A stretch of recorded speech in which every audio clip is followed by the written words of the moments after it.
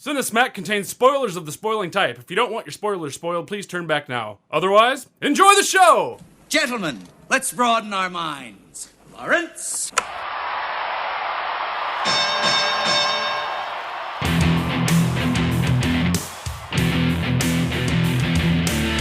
Ladies and gentlemen!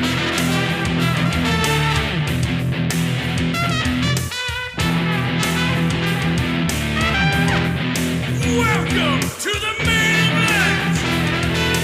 This is Cinesmack! And the winner is...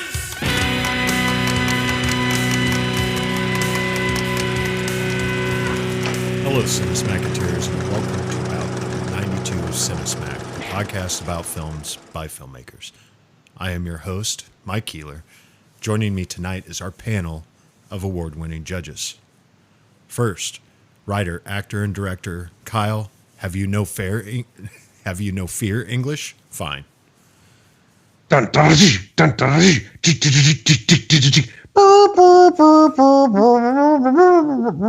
Sorry, that's the overture at the beginning. Second, filmmaker and owner of One Genome Short Productions, Gabriel. You lay life on a table and cut out all the tumors of injustice. Marvelous. Roll. Wow. Yeah, I don't even know what to say. You shouldn't after that. Yeah, no, I can't. Third, filmmaker and owner of Arizona Ink Studios, Andrew. We can't all be lion tamers. Zumwalt. Lawrence of Arabia, Cinesmackomania, about films by filmmakers, Dr. Zhivago. Nice, thank you, Billy Joel. Good. That was good. That was nice. That's the new intro. That's it. Fourth, filmmaker and owner of Cheshire Moon Films, Tom. I'm a free man, Haggis. Thank you so much. Every time I talk, I'm going to play Laura's theme in the background because I think they used it like 57 times in that movie. Laura's theme? Yeah. Dear Lord, they use that a lot. So, yeah, I'm going to just be playing it the whole time All right. because I didn't get enough of it. All right, let's poke the monkey, find out what we're talking about. Ladies and gentlemen, Tommies and Bolsheviks, welcome to the main event! Tonight, all is not quiet on the Western Front as two World War I epics attempt to storm each other's trenches. In the first quarter from 1962, written by Robert Bolt and Michael Wilson, directed by David Lean, starring Peter O'Toole, Alec Guinness, and Anthony Quinn, Lawrence of Arabia! In the second quarter, from 1965, written by Robert Bolt, directed by David Lean, starring Omar Sharif, Julie Christie, and Geraldine Chaplin, Dr. Zhivago!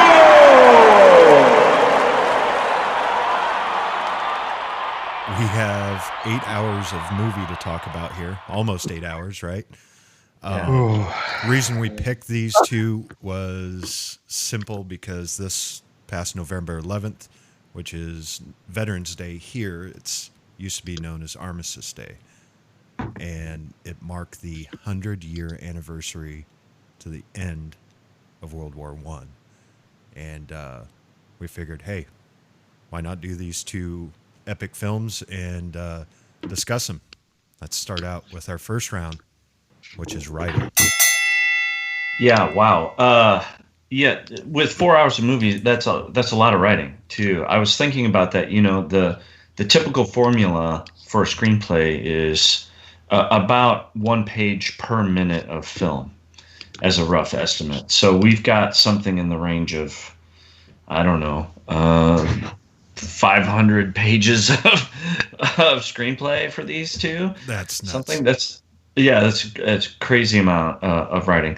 Now, the thing is, both of these are based on other materials, existing materials. Obviously, Dr. Zhivago is based on the book, the novel, and then Lawrence of Arabia, I believe, is based mostly on his biography or his autobiography, and so I guess that helps. There's kind of a starting point.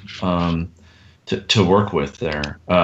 So I suppose that helps when you're faced with a kind of a daunting task like that. And I did a small amount of research about Lawrence of Arabia because I was curious how accurate this portrayal was, and it seems that overall it was pretty accurate, and it even kind of addressed some of the questionable or controversial things about Lawrence of Arabia as well, and sometimes in very subtle ways. It definitely I felt like it was very true to the source material as far as I could tell, and the same is probably true of Dr. Zhivago. I didn't do as much research there, but for me, I felt like, and I don't know if this is a result of how the novel is written, but I felt that like Dr. Zhivago was a little bit more. It was a little more choppy in the storytelling. It wasn't a very linear story to me. I felt like there were a lot of like breaks and jumps in the story, and I also feel a little bit disadvantaged in that I'm American, and my knowledge of things like geography and history aren't so great, and so I don't, I felt like I had a hard time. And maybe was disadvantaged by the fact that I didn't know a lot about the Russian Revolution and who these people were and what they were doing and what what they stood for and what impact that these events had on these people's lives. But I thought Lawrence of Arabia was brilliantly written and very accurate to the source material, while Dr. Zhivago may have been accurate to the material, but I felt like it was a little bit choppier in the storytelling. I felt lost sometimes in the story, and who was telling the story, because at times it seemed like it was coming from Dr. Zhivago's brother, because his voice served as a narrator, and other times it seemed like it was a story more about Lara than it was about Dr. Zhivago, or about the people, or people gathering their stories about Dr. Zhivago, which was the same in Lawrence of Arabia too. I don't know. Help me out, guys. What are your thoughts? I can see your points on those. I kind of felt a little bit flip-flop on that. It was easier for me to follow Dr. Zhivago and kind of what was going on in that story, even though it was jumping around a little bit more and wasn't following, always the main central character all the time. Dr. Zhivago had a lot of meandering little side pieces that filled in bits of the story. But it's kind of like all orbiting around Dr. Zhivago, and both of these movies start with the same sort of a narrative device where you're at the end, and then you're being shown the story that leads up to the end. Right. And then you kind of come back to the end or something approaching it. In Lawrence of Arabia, you start with the motorcycle, you end with the motorcycle. Dr. Zhivago, you begin and end with the same characters. Mm-hmm. But in the middle there with Lawrence of Arabia, I felt myself getting a little bit lost, just because I felt like the pacing was a little jumbled sometimes, and I was having a hard time tracking how Lawrence of Arabia was feeling, how he was reacting to situations, because he seemed manic at points. And I know that's kind of the point, but that made it a little more hard to follow for me. Dr. Zhivago, I felt like there might have been, I guess if you break it down on a per minute or per beat, per act basis, like maybe it's more full and fleshed out. Lawrence of Arabia had some very long shots that are beautiful, but sometimes made things feel a little slow. And then when action would start, it was kind of jarring, some of the pacing. But we can get more into that in the directing. But I'm with you on the having being a little hard to follow one movie. But for me, it was the opposite way around. I thought that. Oh, go ahead, Andrew. Well, you guys brought up both stories were kind of told where you start with the ending and then you build that up to it, which I don't know if it was just the time or if it was necessarily the amount of content that they put in between, but it was kind of that, especially like with Lawrence of Arabia, I was like, oh yeah, that actually is the ending. And I almost completely forgot how we started because there was just so much other stuff going on that I kind of forgot where we were going and didn't, it was that, oh, neat. Oh yeah, that stuff at the beginning. Okay. So it just, I don't know. It almost felt lost on me that they did that reverse telling. And I don't know if it was just the length or I don't know. I did notice that in Dr. Zhivago, they really pushed a lot more character interaction, very close knit, learning about different kind of interactions between the different characters in each scene. Whereas Lawrence of Arabia, I felt was much more Hollywood, grand, tell this huge story. There's lots of people going on. There's lots of things happening. They even threw in, they attempted some humor where it was kind of a little chuckle here and there. And so I think the storytelling was quite a bit different in the sense that I almost felt like Dr. Zhivago was a visual version of a play that was being adapted from the book versus a Lawrence of Arabia was this big motion picture that they wanted to shoot. And I don't know, it was just different, very different writing styles. I thought, in terms of the storytelling, I felt like for me, Dr. Zhivago like moved along a lot faster because of those personal interactions. And I know that Lawrence of Arabia, I know the desert takes a long time to get across. I get that. And at least they gave you some very beautiful things to look at while they were crossing the desert. I was never bored with either of the movies, but I kind of felt like Lawrence of Arabia, if either of the movies could be cut down, I feel like Lawrence of Arabia could be cut down a little bit because I thought Dr. Zhivago, there's just a lot of complexity to it and there's a lot to explain. And, it's just... It was like these personal relationships with the backdrop of the Russian Revolution and the way that they kind of coincided and everything. And then, whereas Lawrence of Arabia seemed more like one man's journey and his influence on the war. And they were kind of one and the same, so to speak. So I don't know. I prefer story-wise. I prefer Dr. Zhivago because I thought the story was more compelling. The big like gut punch at the end of the first act was just like, I really hope intermission's short because I want to get back to this as soon as possible. So when you find out that, Pacha's leading the revolution, I thought was just, I could have completely forgotten about that when I saw it. I thought that was pretty awesome too. I thought that was a great moment. I'm with you on that one. I was just going to say that length of Lawrence of Arabia made me feel like I was traveling the desert with him. Right. So is that but is that a bad thing though? I mean, so no, I'm not saying that as a bad or a good necessarily, but it definitely put you more in the story. So maybe that is a positive because you kind of felt like you were traveling the desert with him the whole time. It also made me check out a few times because I was like, I've seen this.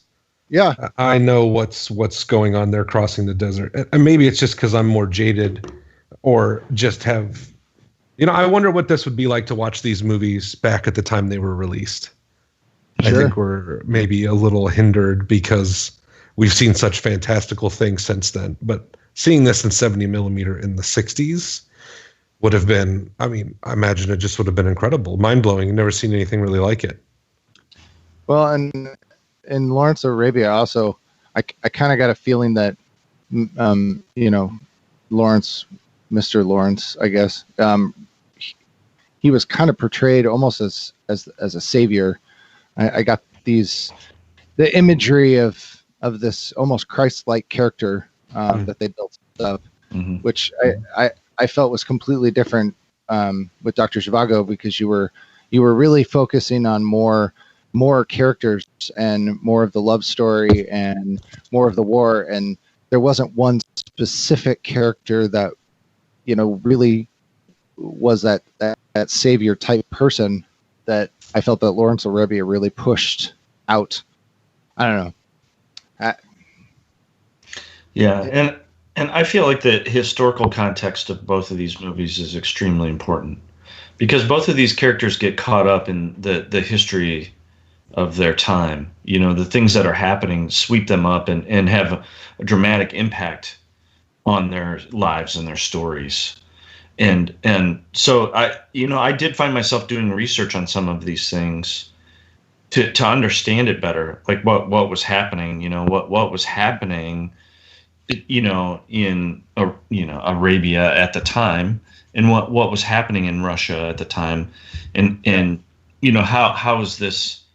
So that historical context also has an impact on the characters themselves and who they are and who they become and how they act and that kind of thing. I think of things like in Dr. Zhivago, how he keeps getting swept up and carried away by all these other people at various times in his life, and he gets ripped away from his family at some point, and that's clearly a huge impact on that character in his life and the direction of that story.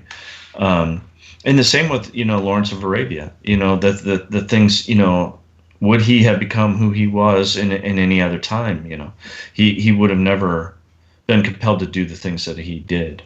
And so it's really interesting and really important, I think, to see how they intertwined real historical events into these characters' lives. And with that, saying that with Dr. Zhivago, he was definitely ripped from his family and the moments and the times, and he was shuffled around. Whereas, I felt that Lawrence was more actually almost volunteering. Like he had a mission. Mm-hmm. He wanted to be separated. He wanted to be a part of what was going on at the time. And so there is quite a bit that ripped away compared to almost volunteering is quite interesting. There was a line in there that they specifically talked about where a lot of men, they don't want to be drafted. I'm going to butcher this completely, but they don't want to be drafted. So they hope for the best, or they hope that they get old enough that no one wants to take them to war. Mm-hmm. And I think that's interesting because Lawrence, he wanted to be there. He chose, and that was kind of a jumbled thought process, but I hope that made sense. Is someone cutting metal while they're on the show? What? Me? No. Someone making a bong out of a Diet Pepsi can? I was just putting a disc in. I don't know what that was all about. Oh. I just want to say real quick on your comment, Andrew, you got to remember World War I was the war that changed most of the war. Before that, there was this certain romance to going to war. Like there was this aura about going off to war that many people wanted and yearned for. And General Sherman said it best when he said, "War is all moonshine." They find out really quick that during the years of World War I, it is not something that you should want, right? It's not something that should be fantasized and thought as a great journey or as a great experience. Like there was this huge romance around war for hundreds of years, and this moment in time, that we're talking about, changed all that. Yeah. Well, yeah. Not to say that war was ever safe, but the chances of you coming home alive were much greater in any war prior to machine guns, artillery. When World War I happened, men had to deal with the machinery they had created to kill other men. Yes. And it was an absolute shock to almost everyone involved. Even the people who had invented the machines, right, and did not understand what kind of carnage they were going to having to deal with coming back to families in real life with missing limbs and the medical advances that we didn't have to actually take care of some of these people that were, sometimes brutally disfigured. Yeah. And that was a total different experience for everybody. With the Brits, with Russia, everybody. I mean, that all changed that too. Yeah. And you saw when they took in Lawrence of Arabia, when they take Aqaba over the desert, how important having guns on your side is. When they don't have that artillery and those big guns, they're almost defenseless, from this small band of people traveling over the desert. But being in the line of artillery fire is the difference between victory and being completely wiped off the face of the earth. Oh, absolutely. And so it's just a crazy, crazy time. Here's something really crazy to think about. Imagine 1914. You're being sent off to you're being sent off to fight for your country. You do not have helmets. No one's wearing helmets. Yeah, there's a huge discrepancy between what people expected and what they got. Men showed up on horses with sabers and rode against machine guns and were destroyed. Nobody really. Some sides of the war didn't know what they were getting into. Well, and they didn't think about it.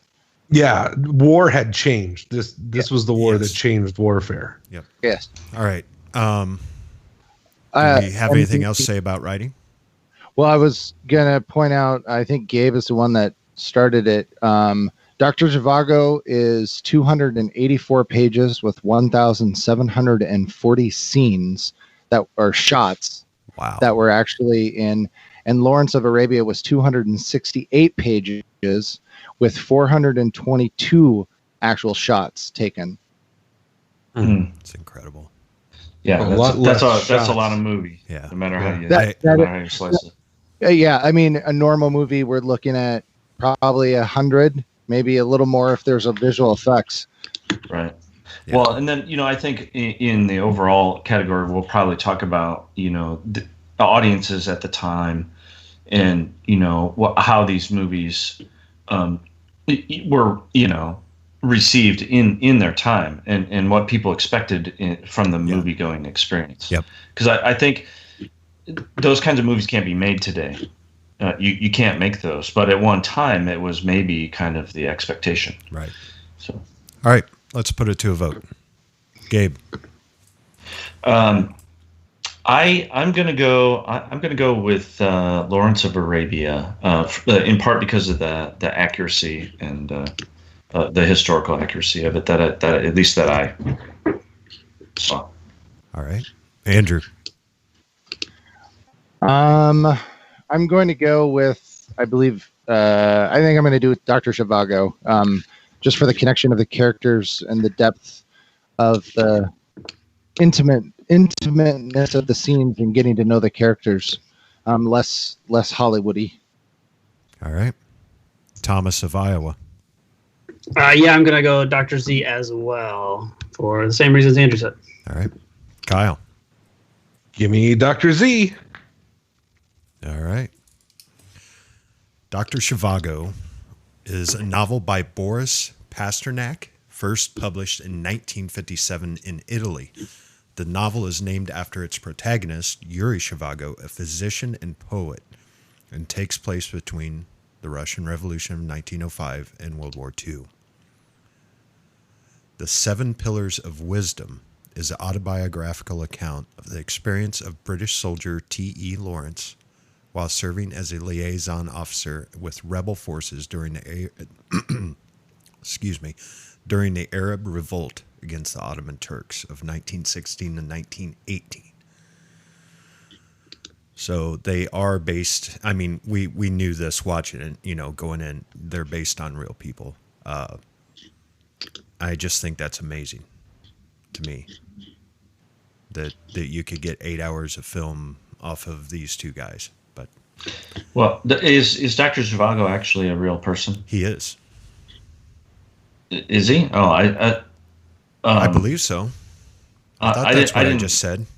Maybe it wasn't. I know. Obviously, I know T.E. Lawrence is, but I didn't know if Dr. Zhivago was fictional or not. I might have I thought he was a fictional character. I might have based in the historical. made Well, a I could faux be pas. wrong. I don't know. It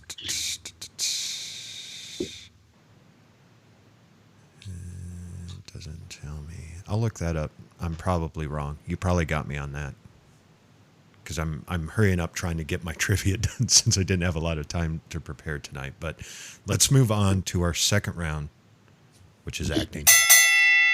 Well, for acting, well, one thing that I really enjoyed is I really enjoy Alec Guinness, and I really will I enjoy him as an actor and seeing him in a different role that everybody knows him as, and actually seeing the quality of actor that he actually is.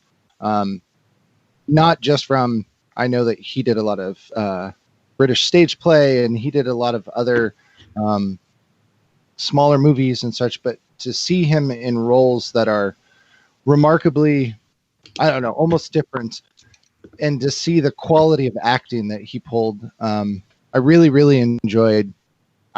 I really enjoyed watching him and seeing the differences, and the array that Mr. Alec Guinness has.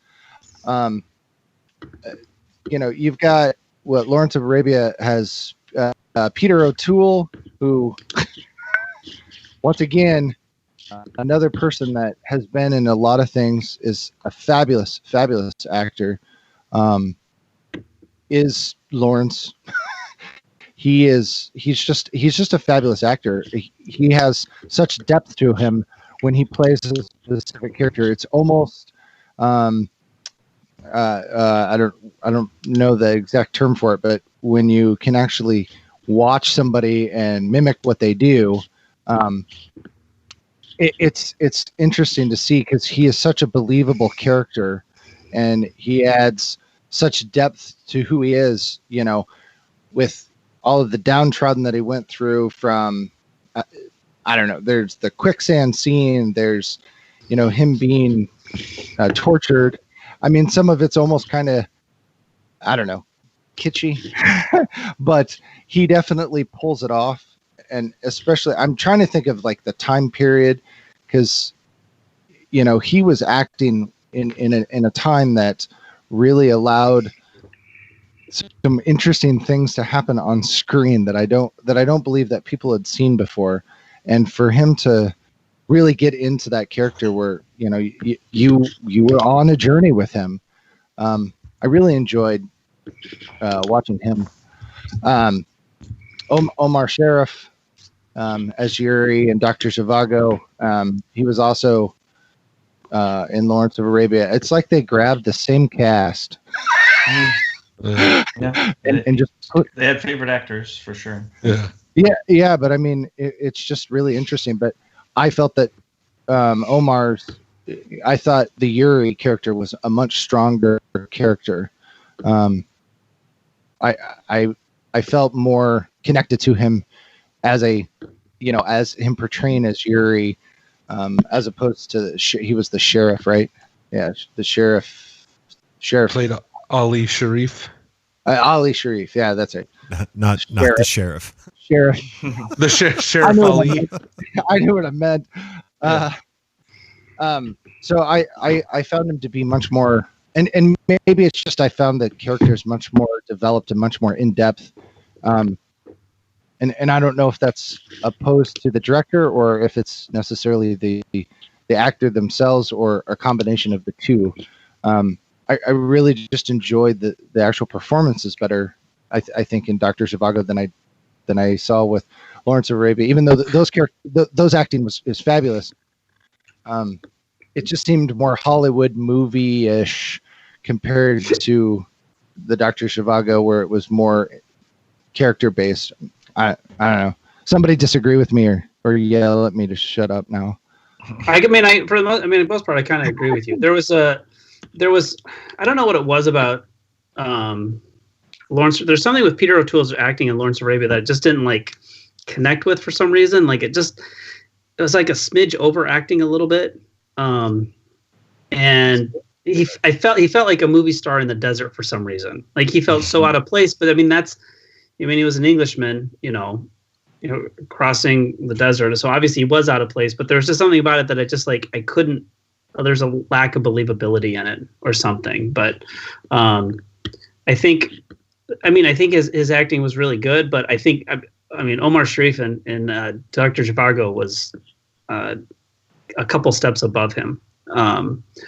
And I think that Julie Christie's Laura it's really easy to fall into that, throw yourself on the ground and gasp type movies that they did a lot back in the 60s. And she never really kind of got to that point that,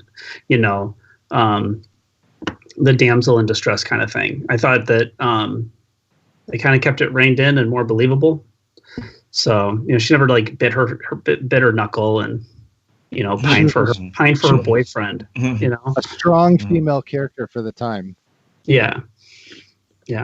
Just real quick, I want to point out, you guys need to go online real quick and look at Peter O'Toole as Lawrence of Arabia, and then bring up a photo of T.E. Lawrence. They look really close. They look remarkably similar. It is incredible. Yeah, and that was one thing I was going to mention. Yeah, that's where I would totally disagree with Tom on this. Yeah. He was a good-looking guy. He had those eyes. He just has that look of him. And I'm sorry, I didn't mean like the look, but I was talking like the line readings. The line readings felt like Hollywood line readings. Okay, and that's not natural. My take on that, very cinematic movie, Hollywoody. Yeah. Actually, my take on that is that it's a little bit more stage acting. It's more theater style acting. But I think, even at this time, there's still a little bit of a transition in film from theater to film. A lot of these actors were probably more used to and trained in theater acting and that kind of thing. And the subtleties that can be portrayed in film weren't necessarily entirely discovered yet. The power of, although they did a lot of it, there was a lot of use of close-ups and that kind of thing to portray kind of emotions and inner thoughts and feelings and that kind of thing, where they portrayed a lot without saying anything or even really doing a lot. It was more in the eyes and in the expression and that kind of thing. But I still feel like even in both of these films, there's a holdover a little bit of the kind of the grand theatrical kind of acting. And maybe that comes from the plethora of British actors that are present in these films too, and maybe that's a British tradition as well. Now, one criticism I want to make about the acting in these films would be, which I think is overall actually really great, is that, and maybe I'm wrong, and I want your guys' input on it. In Dr. Zhivago, it seemed like all the actors playing Russians didn't even bother to try. No. They all sounded British to me, most of them anyway. They didn't even try to sound like Russians. No, Some of them did. The German, is Klaus German? Klaus Kinski? Klaus Kinski, yes.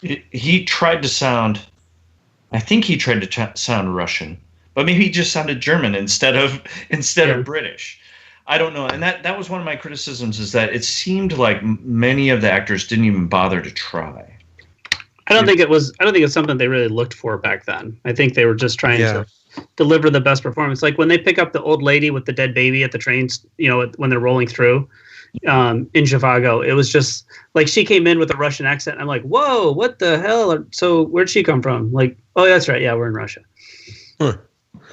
Yeah, right. I'm not sure that it was a thing. Like exactly what Tom said. I'm not sure if that's what they were trying to portray.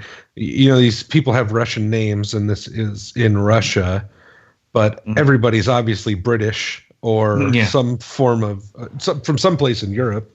Because Omar Sharif is Egyptian, right? He's Yes. Although, did he grow up? I don't know where he grew up. Yeah, I mean, he sounds very British to me too.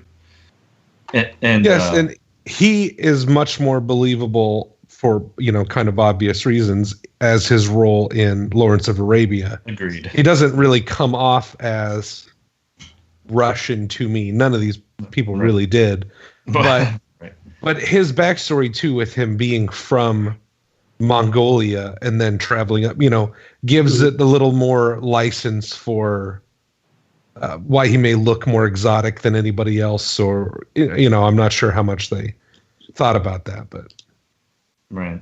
And is that a little bit of we're a little jaded now, where we are in the decade that we are, that we expect if you're going to portray a Russian that they sound, they look, they act Russian, as or opposed you should maybe even actually be Russian.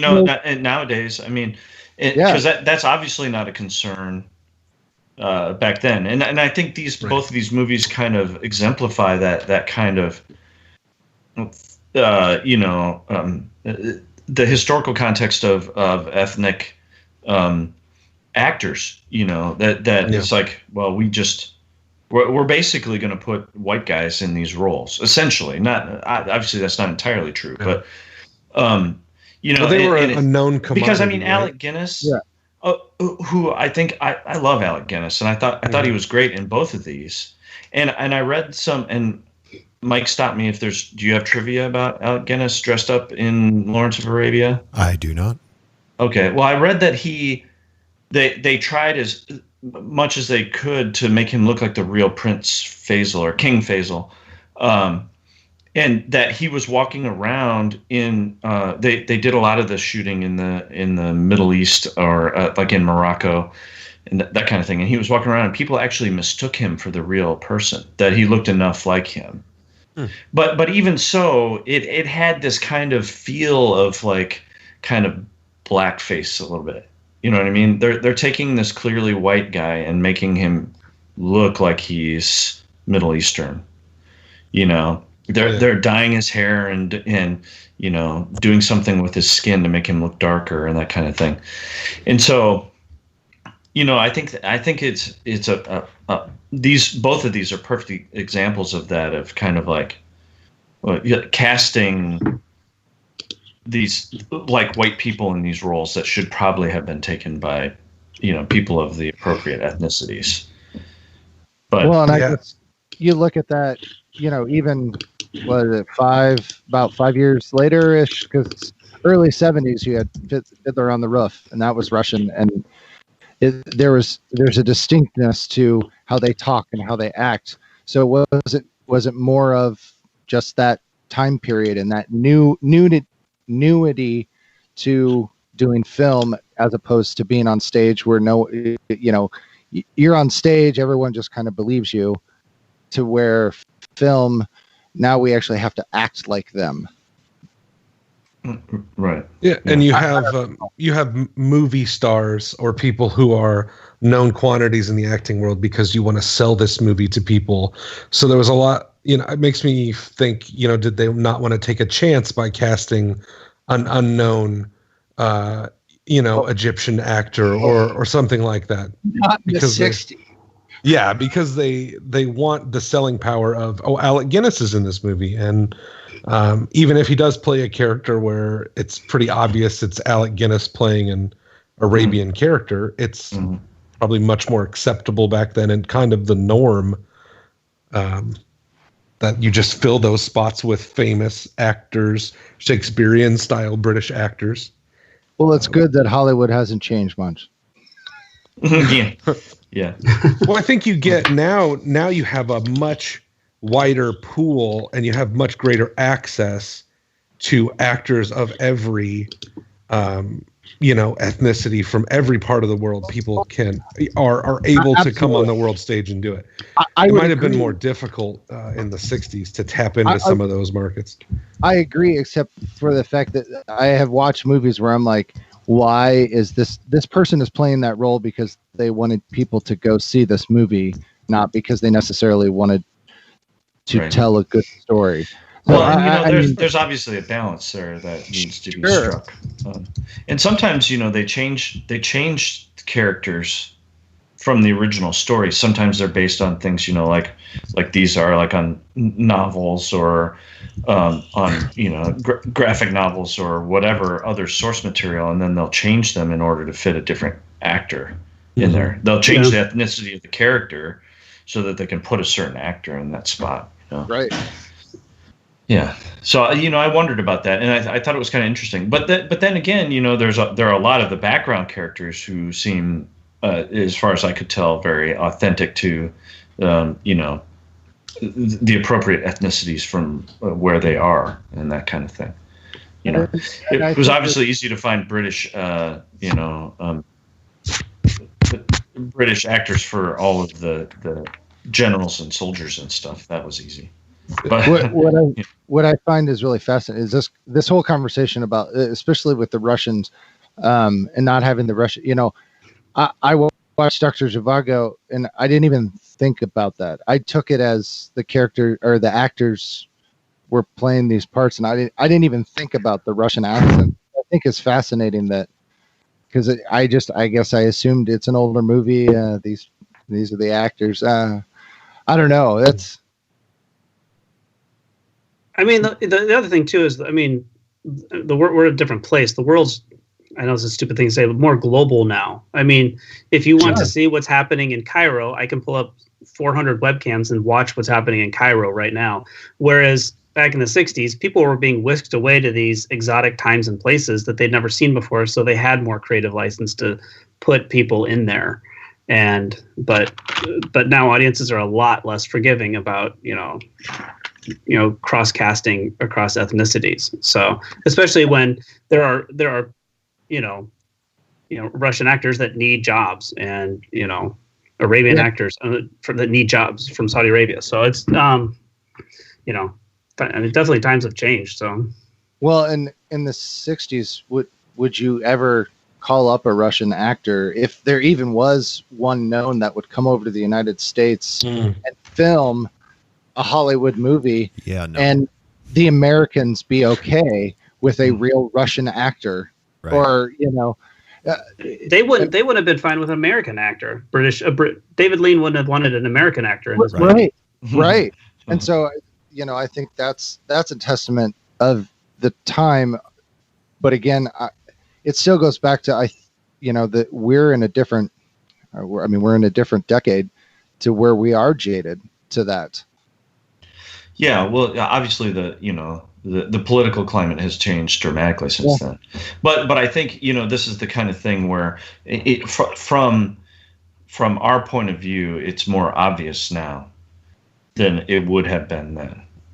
But I still think even then, I feel like they should have at least attempted Russian accents, perhaps, in Dr. Zhivago, at the very least.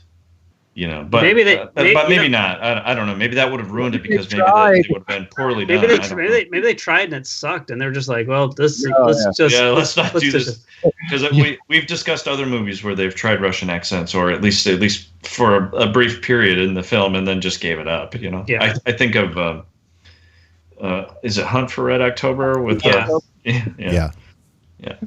Who can do a Russian accent? You and you. All right, you guys do one. Everyone else just talk normal. Yeah, right. Just be British. Yeah, Dead Baby Lady, you get to keep yours. Yours is pretty good. Yeah, you're good. You're good. Yeah, we like you. So I found this while you guys have been talking. Among its highly diverse international cast, the movie contains almost zero Russian actors and actresses, or even actors and actresses of Russian heritage. Mm-hmm. Yeah. Yeah, diverse, but not in the right way, maybe. Right. I don't. I'm not saying that it really. You're in the middle of the Cold War. Yeah, it's true. It's true. Yeah, it's true. I would. Yeah. And maybe that made me more accepting as I watched. Well, and again, it's we're watching that through the lens of our time.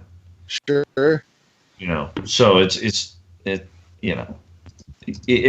was obviously not an issue at that time, but I find it interesting to watch it today and see that,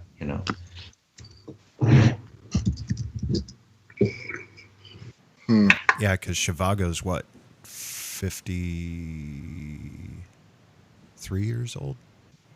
Yeah. Am I doing it right? 65. Yeah. 53 years old, and Lawrence of Arabia is 55. It's a lot of change going on. What's also interesting, that this will come in the directing, but it's also interesting that those were made only 2 years apart. Yeah, I'm not sure how that happened. Yeah, I don't know how you do that. I think it Two was giant epic movies like that in that short amount of time. Although after Wasn't it- shooting Lawrence of Arabia, heading to the Ukraine was probably a really smart idea. Yeah. Yeah. Get me out of the heat. Yeah. It was. It was. I don't know. It was kind of like, it might have been the opposite extreme though. This is for another category. Yeah. But Yeah. All right. It was good to see Alec Guinness, in robes in Lawrence of Arabia, so he could prep for Star Wars. I thought that was appropriate. Yeah. I always heard him. It's so funny because that was probably my first exposure to Alec Guinness.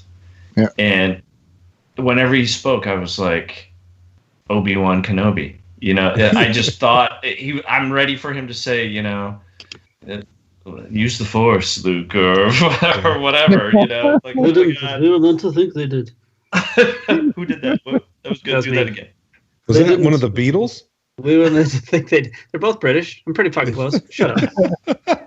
That was good. I liked it. Thank you very much. Yeah.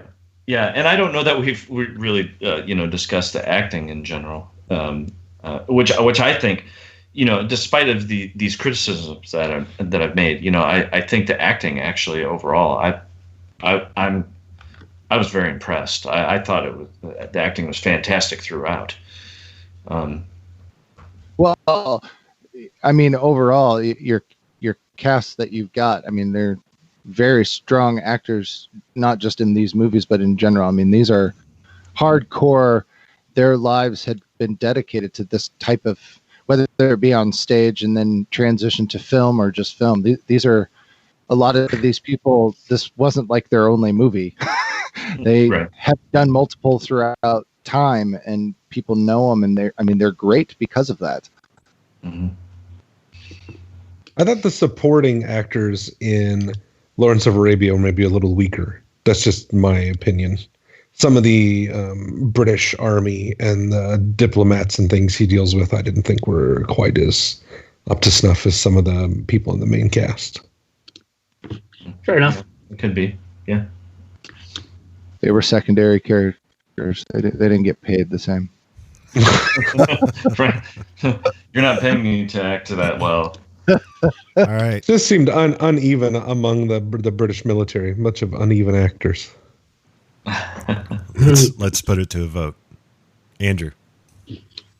I'm gonna go with Dr. Zhivago, based on just the character development and the connection of more realism as opposed to the Hollywoodism of Lawrence of Arabia.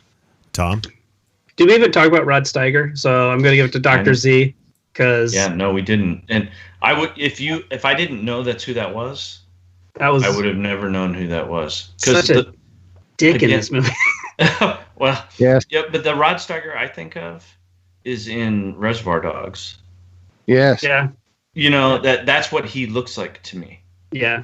He doesn't look like that. When I was like, who is playing that? And I looked it up. I'm like, oh my God, that's Rod Steiger. Yeah. I was waiting for him to show up, and I'm like, oh, that's him. I had no idea. It was great. And when he shows up at the, like right close to the end, when he walks in, you're like, what the fuck are you doing here? So that was, I loved it. Yeah. So Dr. Zhivago. All right, Kyle. I'm going to go with the movie that had more eyeliner in it. Give me Lawrence of Arabia. Gabe. You can't use that criteria for every category. Says you. It's the fourth episode in a row. Oh man. God, I don't know. There is a lot of crossover from the acting standpoint. I think I'm going to go with Lawrence of Arabia. All right.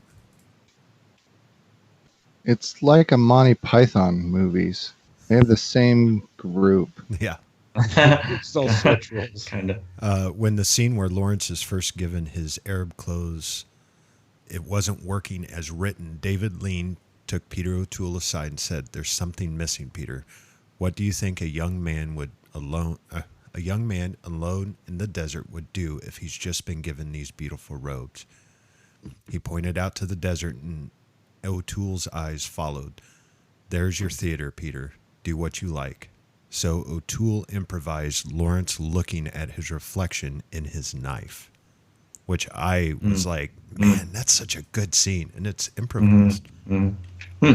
Omar Sharif had to undergo the daily inconvenience of having his eyes taped back and his hair straightened to disguise his Egyptian looks. He also had his hairline shaved up about 2 to 3 inches and his skin waxed, a process which had to be repeated every 3 days. Holy wow. Give that man an Oscar. Boy, aren't you right about that? Holy cow. All right. Oh my gosh. Let's move on to our third round, which is directing.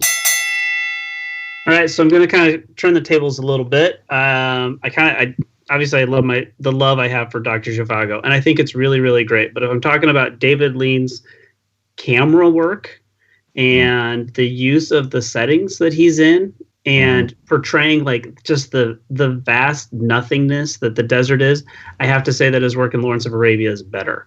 The thing that struck me the most watching it, though, in terms of like comparing it to movies we have now. Now, aside from like the desert scenes where he's showing kind of the grandiose desert, his camera is very, I can't really think of a better way to say this, but his camera is very polite. Like he really gives actors some space, and it always feels like the camera's back a little bit. I think there's only like 1 or 2 close-up shots in the entire movie. And I feel like everything else is just is pulled back, and there's a distance to it, which is one of the things I probably didn't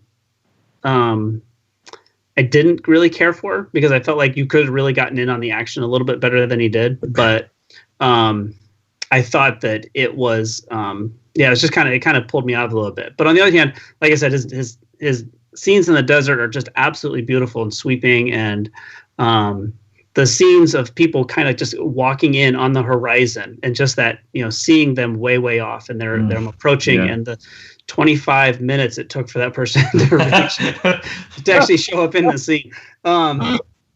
It was so real. But and his stuff in Zhivago is great, and he does a better job of moving the story along and working with the actors and making their conflicts kind of come out and kind of grab you a little bit. But I can't get over how just vast he made the desert look, and how just how beautiful. I mean, there are scenes in there that are just like paintings. I love any of the shots he had where it just has the horizon just splitting the screen in half, and just the camels walking on the horizon or just walking right below the horizon. It was just stunning, and I thought Lawrence of Arabia was better on this one. So yeah, well, both of these, cinematography in both of these is just fantastic, just beautiful. And it's even, to me, it's even more impressive because of what they had to work with at the time and how they had to do it.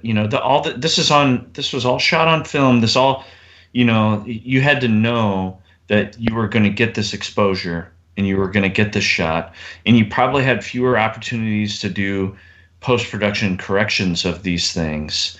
And so the brilliance and the knowledge and the artistry of it is just incredible to me. Now, some of the things that I noticed, some of the differences between these two, because they're both the same cinematographer who's just fantastic. In Lawrence of Arabia, obviously the wide angle shots of the desert are just fantastic, and the compositions of those are beautiful. The thirds, the way they cut the frame into thirds, and where they put the characters in those frames. But then it's contrasted at times with close-ups, these beautiful close-ups of Lawrence of Arabia, or the other characters, and then it goes back between this bleak, distant desert shot and then this intimate close-up of them. One thing I noticed, that there wasn't a lot of camera movement, and I don't know if that was an intentional choice, There were some shots that were noticeable and also very well done that featured some camera movement. But I don't know if that was a choice or a technical reason. Like, okay, these cameras are huge. It's difficult and time consuming to move them, and so we're not going to in Lawrence of Arabia. Yeah. Well, you got to imagine too all the sand, trying to set up a dolly rig in the sand or in the rocks, and how far you have to travel with it. But I want to point out real quick, if you notice in Lawrence of Arabia, most of the shots go left to right. Yeah, and I read some stuff about that. Yeah, and that there was an error. Somebody made an error at one point and flipped one of the shots, and it was going the wrong way. And at some point, the director noticed and said, "Oh no, we got to fix that because it's all supposed to go left to right." Yep. That there was like an intentional reason, moving in that direction. Right. To act like you're reading a book, if I remember right from what he said. Yeah. Now, one thing I noticed is that in Dr. Zhivago, there was an evolution there in camera movement. There's a significantly more camera movement, and really awesome types of camera movement. These great crane shots. And these beautiful moving shots, and even things. There was one shot I remember. One thing this cinematographer didn't use a lot of that I can think of is depth of field. But there was one shot where they showed the bottle of iodine up close. It's like right up in your face, up close, and then the focus racks to.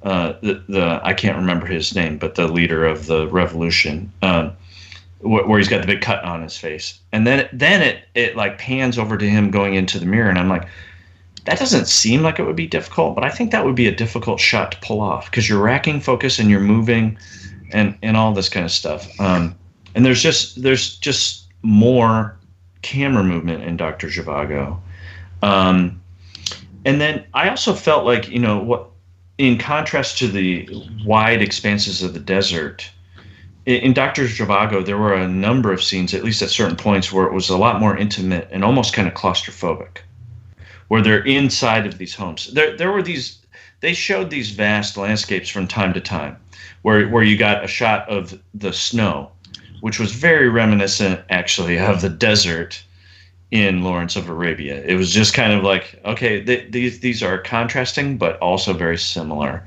in their desolate, kind of nature. And then you got some shots of like fields of flowers and that kind of thing. There were some of those, but a lot of it was this really intimate and kind of claustrophobic shots inside of their living quarters, wherever they may have been, and just these really dark, intimate shots. Now, one criticism I have of Dr. Zhivago is the use of that eye light. Oh, I hate that. It works once or twice maybe, but I think they overused it. Where it's like there's clearly this swath of light that was intentionally placed over their eyes, and that was one of my criticisms of Dr. Zhivago. Is like I think they relied on that one too many times. I think they also improved their lighting of indoor scenes. I think some of the indoor scenes in Lawrence of Arabia were a little bit lackluster compared to the rest of the movie. They seemed a little bit more like a TV show or something to me with the lighting. But I think the lighting got much better in Dr. Zhivago, especially for the interior scenes. It was more complex and more shaded, if you will. There was a lot more contrast and great use of color in those interior shots. But that eye light thing kind of bothered me a little bit. They couldn't have used it in Lawrence of Arabia because everything is in the bright, bright sun. So how would you get that even to show up? Just burn his retinas out. Yeah. Have we done, have you guys done, I mean, I'm newer to this podcast, but have you guys done a lot of movies where both movies are directed by the same person? We've had what? Once? Once, yeah.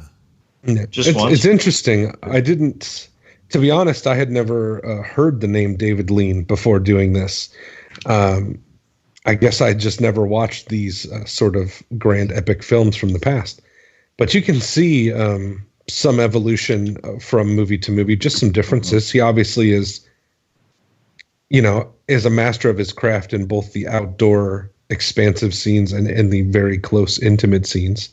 Lawrence of Arabia, some of the vistas and the shots are just, breathtaking. I think, again, to a more modern audience, we've seen almost so many things you can imagine portrayed on screen, either, just by creative shooting or CGI or backdrops, matte painting, whatever you want to talk about. But to see that and to know it's real and it exists and there's no way to fake it, it's still pretty breathtaking if you put yourself back in that time. Same with some of the snow shots and the things you see, like the revolutionaries marching through the streets and the city is the backdrop and you see the dragoons charge them down. I mean, things like that, maybe a lot easier to shoot these days. But back then, what an undertaking. And to settle this stuff up, lug it around the desert, just do this for months. There were times in the movie where I was like, Peter O'Toole is insane because he's just running around in this desert and I'm sure he's taken care of, but how is he not burnt to a crisp, hot as hell? I know. Like he's just insane. He's not wearing hats. I'm like, oh my God, dude. And here's something that goes along with that, Kyle, because I totally agree with you on this. One thing that always catches me whenever I watch both these, but especially Lawrence of Arabia, is when you see that army down below, you see all those people, that huge camp. Each one of those is a person. They're not some digital creation. Those are actual people. Extras. Yeah. Those are extras. And it is insane to my mind. Like, hundreds of extras out there in the middle, in a desert. Yeah. And I think that's why older films like this give me much more respect for them, because they were doing it without the help of CGI, right? Yeah, it's a feat. It's an accomplishment to even get it on film. You can't cheat. Right. Or have someone fix it in a computer or duplicate people.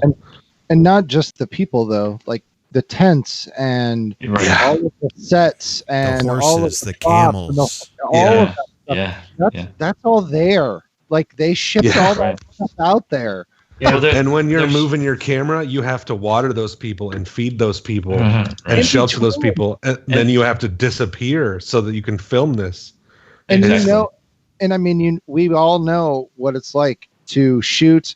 You get a shot, and then it's like, all right, next scene, and you got to reset everything and move lights and camera and people and practice and run it and actually have the guy walk it. And at the time, they were measuring their lenses distance with tape measures and steps, and to do that with that massive amount of people and keep everybody in control is amazing in itself.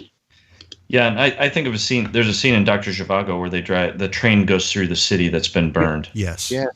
And I'm like, that's all real. They had to have those real, those burned out looking buildings. They built the sets and then burned them. I don't know how they did it, but it was there. That wasn't it wasn't like matte paintings or CG or something. It's really. And one of the other things I thought about too is that the logistics of when you're doing those wide, expansive shots in Lawrence of Arabia, where they look like they're a mile away, and maybe they were or more. Yeah, I have some trivia about this. Action. Yeah. Do you have walkie-talkies? I suppose they had walkie-talkies something. No, you have like a big bullhorn, right? Like, and you've got runners. Yeah. I'm sure they had like actual crew. Do it again. Reset back to one, people. Let's do it again. Yeah, just the logistics of it is mind blowing. It's mind blowing. For the top. And I wanted to point out that, and we haven't really talked much about this, and maybe it's more for the overall, but even like the scenes in both movies, the war scene depictions are quite marvelous, especially for what they had to do with, everybody charging, the shots of, I'm assuming they were using blanks, because I mean back then you weren't using CG later to add bullets coming out and things like that. So I mean, you have guns firing, you've got people running, you've got hundreds of different aspects all going on at the same time, and you're shooting on a huge 70 millimeter camera. And I don't know how many cameras they shot with, but today it's like, yeah, we have 200 cameras on set to catch all the different shots, and we'll edit it together later. I don't know if they just redid it, moved the cameras, but to have some of the fighting that they showed, even with the Turks and the shots of the camels, and I mean, that's incredible. It really is incredible. Right, the train derailment. The train derailment. Yeah, where they're blowing the train. Gosh. Yeah, it's an achievement in film. Like it's an insane thing to pull off. Yeah. Just real quick, I want to point out the director's other films. He has quite a good list, but I want to pick out some of the higher ups. You have Great Expectations, Oliver Twist, The Bridge on the River Kwai, which is, I love that film, Lawrence of Arabia, Dr. Zhivago, right? Like, man. And there's stuff in there that I have not seen, so I can't really talk about it. But he has 19 credits as a director. And he's got some pretty insane movies on his list. He does. And actually, Wow. Dr. Zhivago, he felt he was just berated by critics, which I think we're going to talk about. And he, after it won the Academy Awards, it won 5 Academy Awards, he went out and he shot a film called Ryan's Daughter. And after that, he said he would never direct again. And then he did a TV short documentary and then a film in '84 called A Passage to India.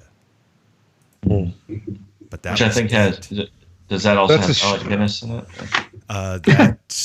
He's done a lot of work with Alec Guinness. He was dead at that point. Yeah, that does not have Alec Guinness in it. Yeah. Who was it? There was another. There was somebody. There was somebody. One of those same people was in it. Yeah, there are a few. In Passage to India?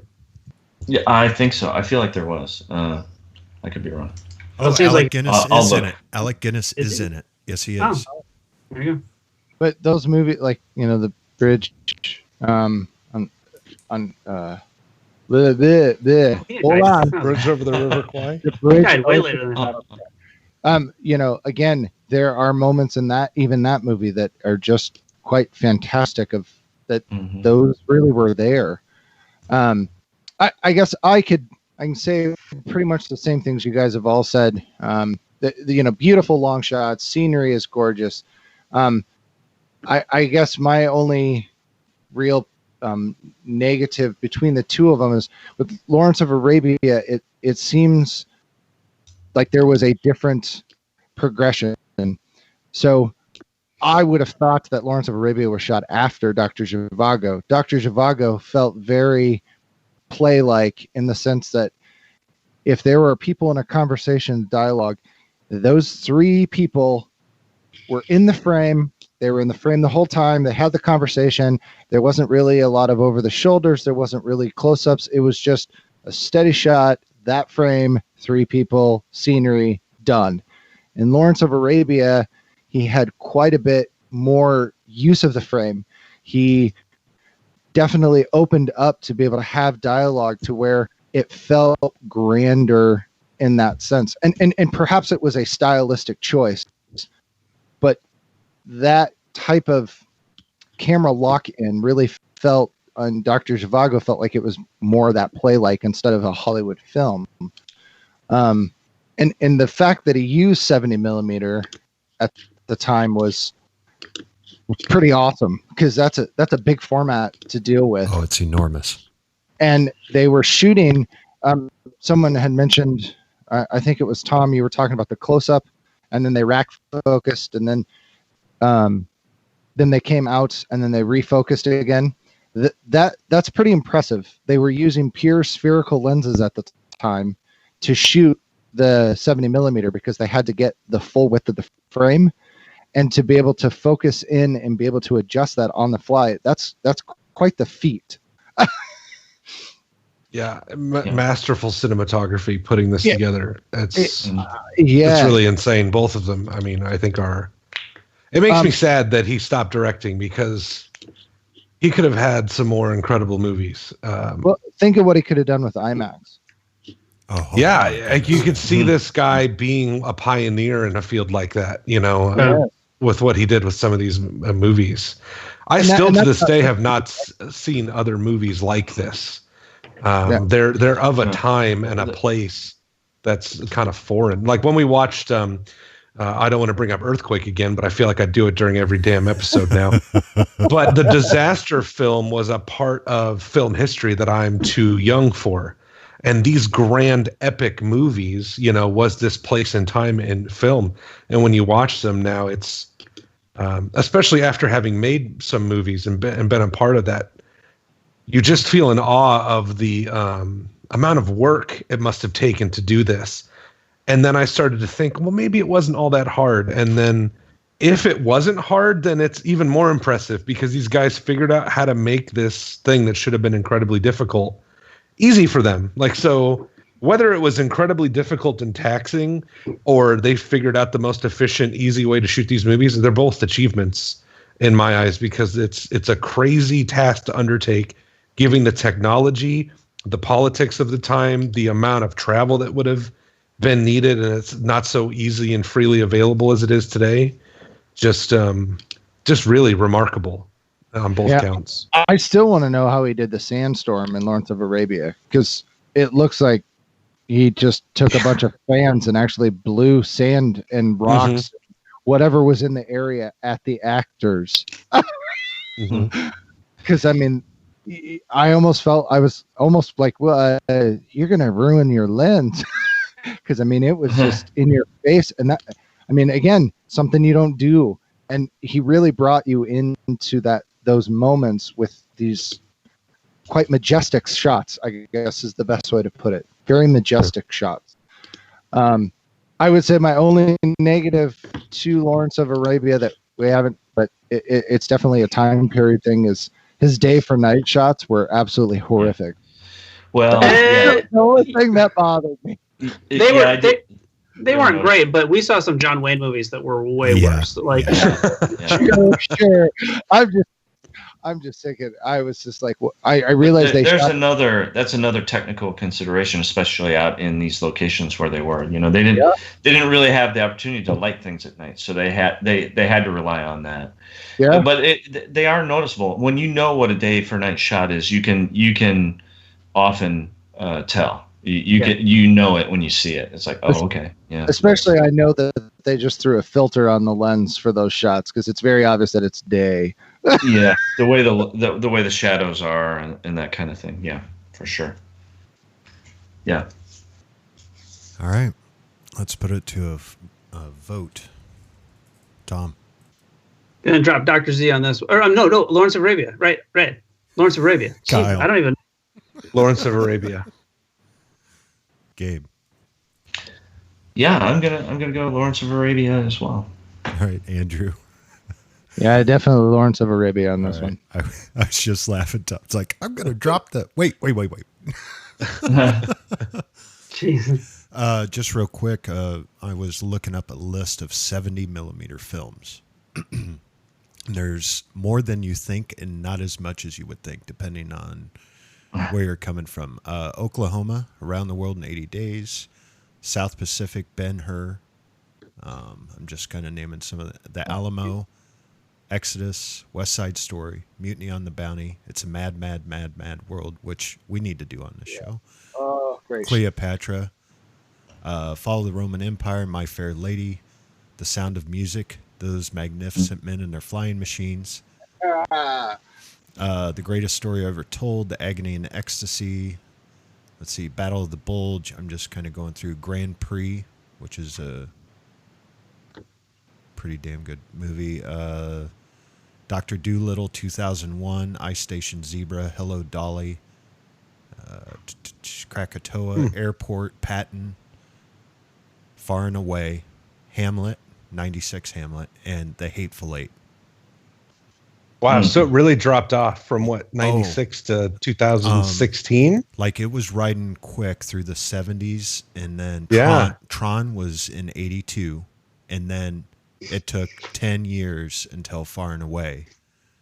And then Hamlet was 96, then Samsara was 2011, and The Hateful Eight was 2015.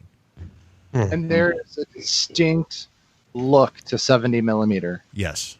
Yeah. And I mean, it's just, even compared to like the digital and the amount of massive shots that we can get today, 70 millimeter, there's just something about the look. And I want to point out too, Dr. Zhivago was not 70. It wasn't? No. I thought it was shot in 70. No. Nope. Because we have Lawrence of Arabia on here. Let's see. Ryan's Daughter, which was also another film by the director, David Lean. We have Chitty Chitty Bang Bang. It says that it was shot in Super Panavision 70 millimeter. Huh. Well, it's not And on it the was list. 2.2 aspect ratio, 70 millimeter prints that were then dropped to 35 millimeter okay. prints so they could show it in more places. All right. Well, Because both of these films were using Panavision stuff, which was big Right. for the time too. right. Did you know you can't buy a Panavision camera? Yeah. You can or can't? You can't. You can only rent. You can only rent a Panavision camera. Panavision So, cameras through all that time. You could only rent. Yeah. You and I are both. You and I are both right. The cinematographic process was actually Super Panavision 70 millimeter, but the negatives that they put in the camera were 65 millimeter. All right. Interesting. All right. To film Omar Sharif's entrance through a Mirage, Freddie Young used a special 482 millimeter lens from Panavision. Panavision still has this lens, and it is known among cinematographers as the David Lean lens. It was created specifically for this shot and has not been used since. Wow. 482 millimeters, guys. Is that I'm not a technical guy. Is that very long or very short? That is super long. Ridiculously super long. long. Yeah. Like- So And used to size- shoot things very, very far away. Yes. Like And I use a size. I have a 70 to 200 millimeter lens that I use occasionally. So, double that and then some. Wow, wow. Okay. And then the size of the actual frame for that lens to be 70 millimeter. Holy crap. Yeah. That's a whole lot big, of glass. heavy lens. Yeah. Wow. The scene where Dr. Yuri Zhivago and Lara meet amidst all the army deserters is a deliberate homage to King Vidor's The Big Parade from 1925, one of Sir David Lean's favorite movies. I wondered if there were parts of that. There were scenes in there that reminded me of Battleship Potemkin. Do you know? But not entirely. There was a scene, I can't remember. There was a scene on a large stairway. I think maybe in Lawrence of Arabia, if I remember right. There was a scene that I'm like, oh, is this going to turn into an homage to Battleship Potemkin? Right. With the whole baby carriage or something similar going right. down the stairs and all Right. that. Yeah. Okay. Anyway. Let's go to our fourth and final round overall. These movies, like I touched on earlier, are part of a genre of movie that has kind of faded away throughout time. We get one every once in a while, these big historical epics. But I get the sense from these movies that they were designed to be an experience, not just a film.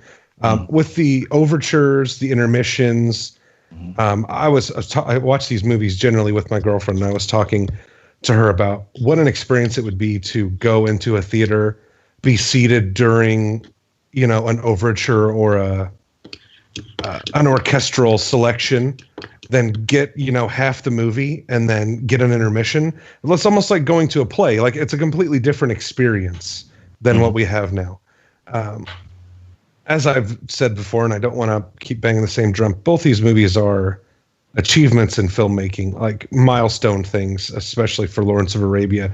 The place it was shot, the way it was shot, is unlike anything I've seen done without the aid of cameras or more modern technology, CGI, things like that. Just the epic and the spectacle of it is impressive. There were, parts about both movies I didn't like.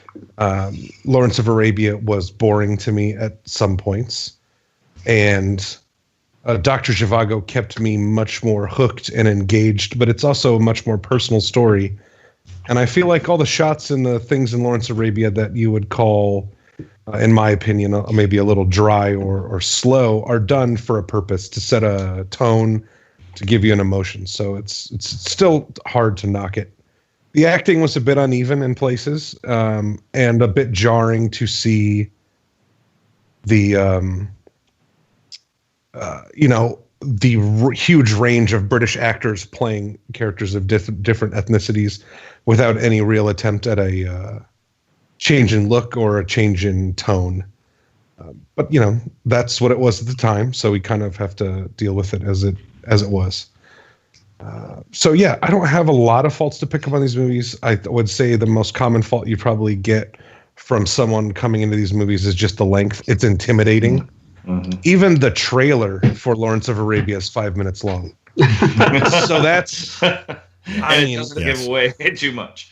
Yeah. So that is a great barrier to enjoying these movies, I would say, especially for a more modern audience, is just how long they are. And at times for Lawrence of Arabia, I found myself kind of questioning why is this taking so long?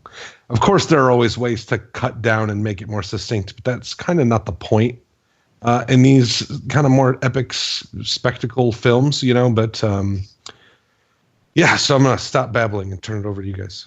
That 5-minute trailer was just the teaser, right? Yeah. Surprise release that on Twitter. It's 5 minutes long. We're talking about an era where people went and it was an event, right? Going to the movies was an event. So you're absolutely right, where they have the overture, they have the intermission. It was, you got you got your money's worth, and I don't want to sound like I'm shitting on modern day films, but the studios now, it's like, get as many showings in a day as you can. Mm-hmm. Like, you always hear them complaining about a director's cut of a film. Like they have this metric, and you've got to hit this metric to be able to get the amount of asses in seats to help pay for it, right? And back then, you had you maybe had trailers, but you also had cartoons beforehand. I don't know if they had stopped doing newsreels. I think they probably had by this time, but normally you would go in and you get this experience. Like, it is an all-day experience, right? Especially when we're talking about these films. Mm-hmm. But you also have to remember too, we're in a new century that has YouTube and Netflix and Disney Now and all these things where we can, and our attention spans, and Vines, and our attention level is, it's so small. Mm-hmm. And back then, people would go to these. They're, let's go out and see a movie, and that was a thing. Instead of, well, let's go get a dinner and a movie now. Try to make the event a little bit longer. Back then, it was, let's go to a movie. Movies were portrayed more almost theater-like, which is where you get, the movie theater. Right. Because, and that is definitely portrayed, with, you mentioned the showing of the overture and the intermission and the cards, which is very traditional especially with musicals that came out around this time. That they showed that to get more of that stage feel, because hey, there's an intermission. Everybody can, take your break like you normally. And to see that still carried over even in these type of films is quite, again, it's that a time warp almost to take you back to that moment when you're going to the movies as a theater and not just, I need to go and watch a movie really quick, get butts in the seat, get money in the cash drawer, and I'll wait for the streaming or the DVD 3-hour director's cut because I'm not going to sit at a theater for 3 hours. Right. Even if the movie is good, people complain when they hear, "Oh, this movie's 2.5 hours. Are you kidding me?" Yeah. No, it's a hard sell. Anything 2 hours plus is a hard sell nowadays. Well, Lord and of the Rings. And both of these movies are twice that. you also have to remember back then too. There was no VHS, there was no DVDs, there was no. No, this Laserdisc. is your one shot to see it. Right, and a movie would play for a year or longer, in theaters, and then it would go to secondary theaters, and then every once in a while, hey, this comes back, and you didn't have, streaming like you guys said, and it's just a totally different era. And I don't know, maybe I'm a little romantic towards that idea of Hollywood, right? Yeah, and they also were passing around actual negatives of the film, like especially in this time, they weren't doing hundreds and hundreds of digital prints. Like this was, one theater would get it and then they would pass it to the next theater because nobody else had it because this was the print. Right. Right. You don't get it emailed to your. No, this is. Now the flip side to that is, to me anyway, is that binge watching has become very popular these days. Yes. And to me, that's kind of almost the equivalent of like watching a 4-hour movie. Like you'll binge watch a whole season of something, where it may take you all day. You sit around all day. And so I think that's kind of the modern equivalent of this. And so maybe it's not something that's entirely gone, or that couldn't, be resurrected in some way if someone cared to, But I guess the big difference is that, the binge watching happens in your pajamas at home. Mm-hmm. But also the binge watching is pieces of multiple different stories, and it's not one big long story broken up in the way that you're watching one continuous story. You have an episode and then you have another episode, and so you're fed smaller chunks. But you're filling in that attention span. Hey, I can watch 3 episodes and then I can go do something else if I want to. Yeah. So it's a combination of the two, I think. Well, it's a business decision. When you put a movie together like this, it's risky, and there've been more than a couple in the last 30 years where other people tried to do this, and it's been a huge bomb. And I think when you sit down and you're a producer, you're like, I'm going to make a movie that people want to see, and if people are at a point right now where they're not going to sit for more than 2 hours, well, I'm not going to make a movie that's going to be more than 2 hours. So, and it goes to remakes and sequels and franchise movies. People complain about that, but if I have $50 million that I'm putting into a movie, I'm going to invest in something that's known to save me on my marketing costs. So yeah, I'm going to remake a movie from the 80s because I think if I do it well, people will go see it. And it's a smarter business decision. Lord of the Rings comes to mind for a long series of movies. Mm-hmm. That each movie was more than 2.5 hours, and that there was a lot of criticism and skepticism about going to those movies because of the length. Yeah, but still they had their rabid fans and absolutely did well. Yeah. So I would like to. I know we haven't really touched much on it, and I mentioned it just a little bit, but I do really want to, in the overall, really point out it, and maybe this is, I'm looking at it from that time period, of the 60s itself, but the grand shots of the actual wars and the way that they actually portrayed war and had all of the people and all the soldiers, and I mean, just it was.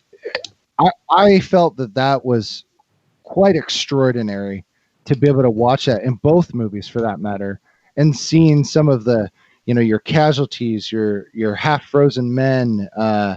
It was just something to be seen, especially for the 60s. And, if I had never seen a Saving Private Ryan or anything like that, this was quite gruesome. It was quite intense to see that kind of stuff. Yeah. And I really thought that was quite epic in both movies. Well done wise. Tom, you printing out the scripts? I don't know why my printer just started like doing shit. So I'm turning my mic off. You need a lot more ink. Yeah. The other thing the only other real overall critique that I noticed was in Lawrence of Arabia, there was a lot of ADR used. I'm pretty sure, and it may have just been. I saw there was an obvious part where it didn't match up. Yeah, there are multiple ones that I caught. I was like, his mouth wasn't moving, or that's it. The words came first. So there was a lot of weird ADR things, and it may have just been because they were in the desert and the sound sucked. I don't know, but I did notice those things that kind of pulled me out a little bit, and maybe that's a little too critiquey. I noticed one. I think Alec Guinness had one where the words he's saying don't even match the mouth movements. So that may be a case where they want to change a line to reference something else, or they have to make an edit, but they can't reshoot it now. It's post that they're back from Morocco or whatever. They need him to ADR the line. So there's not really, I don't know what you can do about that in the 60s. Yeah.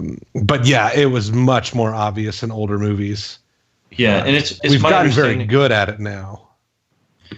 Yeah, it's my understanding that they did a lot of reshoots for certain things in Lawrence of Arabia, and there's supposedly there's a famous Peter O'Toole quote that there's one scene where he comes down a staircase and he says, I started at the top of the staircase, and a year later I got to the bottom, because they did some sort of reshoots in between, and it, like, they did the reshoots of some of that staircase scene as much as a year later.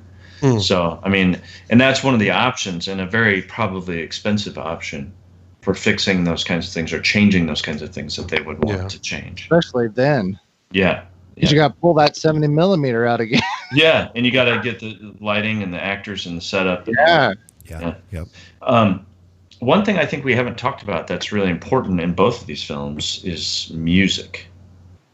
We haven't really talked about, I mean, the Lawrence of Arabia theme is just instantly recognizable. Iconic. And it's this kind of thing that just fills you with like kind of like anticipation and like this grand feeling of adventure, you know. And Tom, I think Tom had some feelings about Lara's theme from Dr. Zhivago.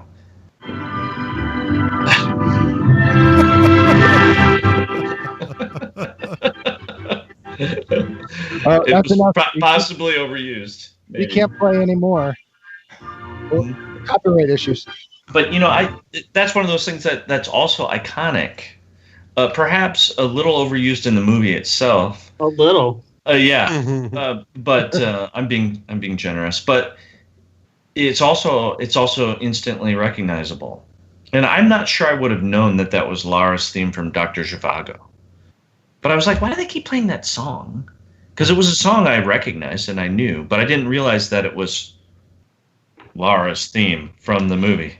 But and that was, like, oh, go ahead. And that well, I was just going to say that style of a specific character having a theme song was very much popular 60s and the 70s filmmaking. You can definitely pull that out from a lot of different movies where they have, I mean, even Star Wars, Princess Leia has a theme.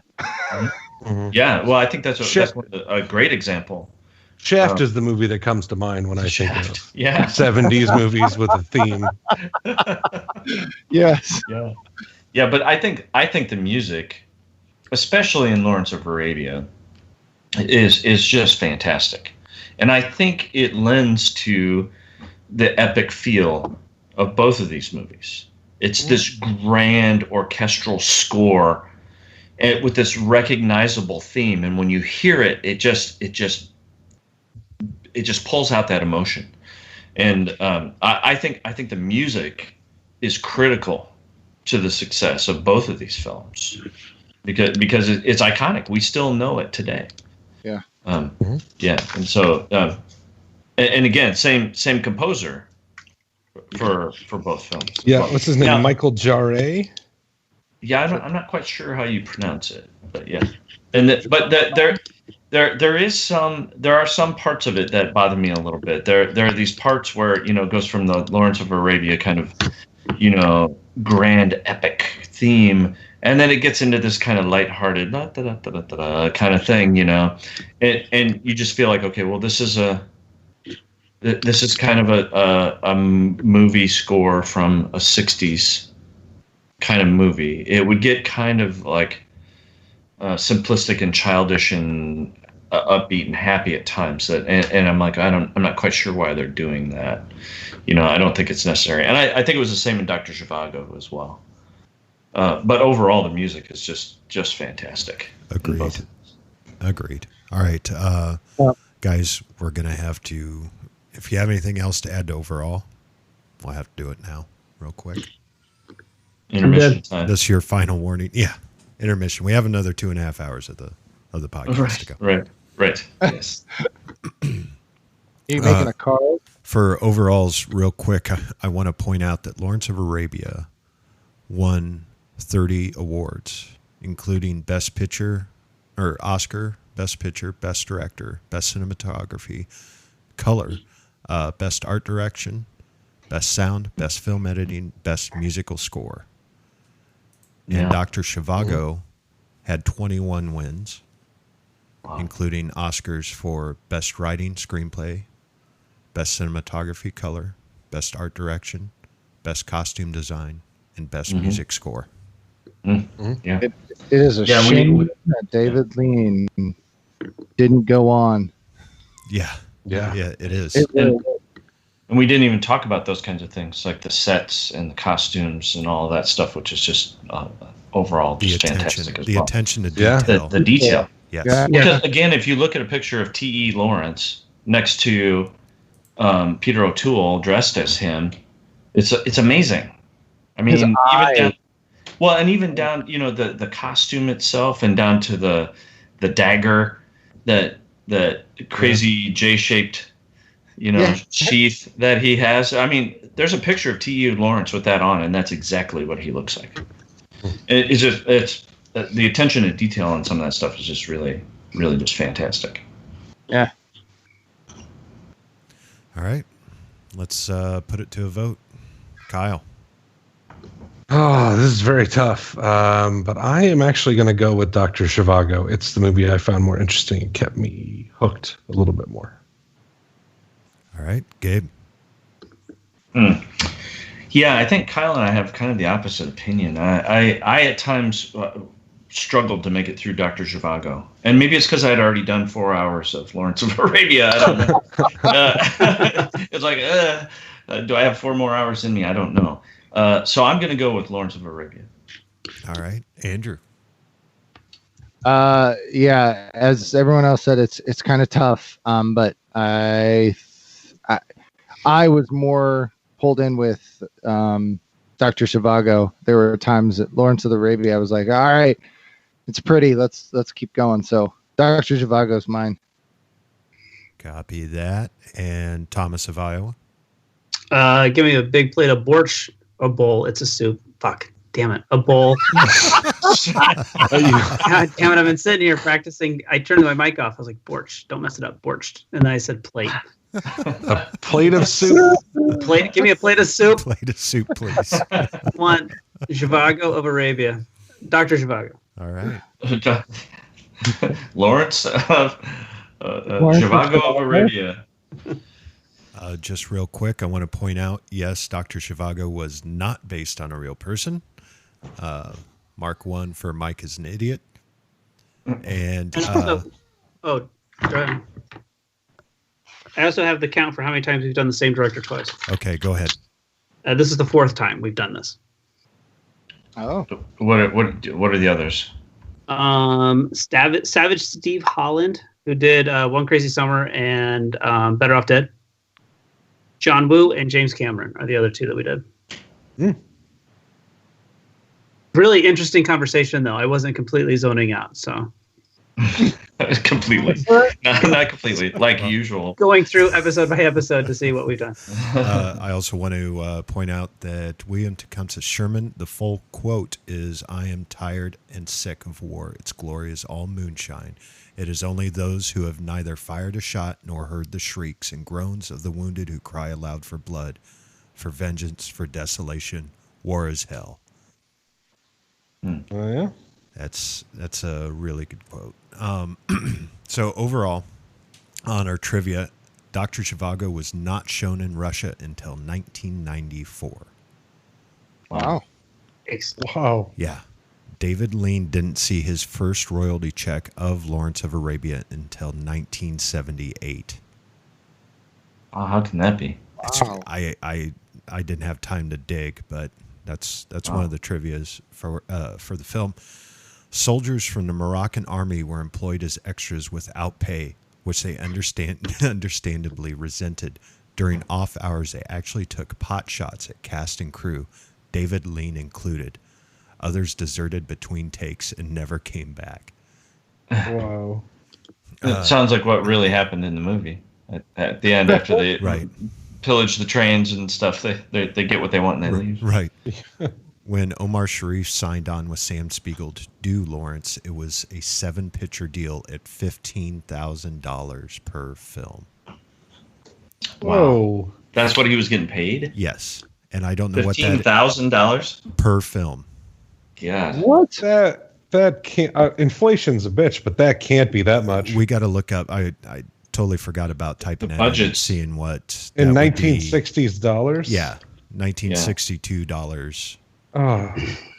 Even The if it's budgets of 100 those grand. films, are amazing. If you look at the budget, you're like, you can't even make a small budget, a low budget independent film these days for what they made those movies Right. for. Well, and, 15,000. yeah, So that would have been $125,000 in today's time with okay. inflation. So yeah, That seems excessive. I mean, that inflation just seems ridiculous. But yeah, it does seem ridiculous. But Crazy. then you're considering, what people are. There's actors out there getting multi-million-dollar contracts, right?